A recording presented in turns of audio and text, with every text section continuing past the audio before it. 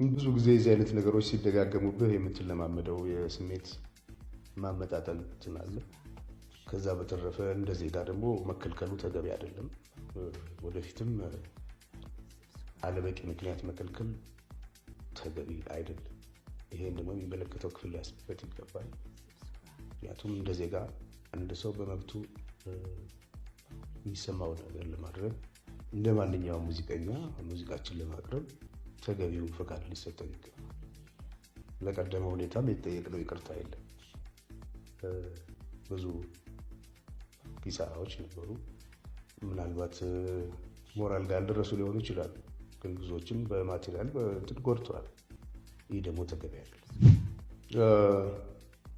በእኔ እምነት ብቻ ሳይሆን ባለውም ተጨባጭ ሁኔታ ማንም ሰው ከፖለቲካ ውጭ መሆን አይችልም።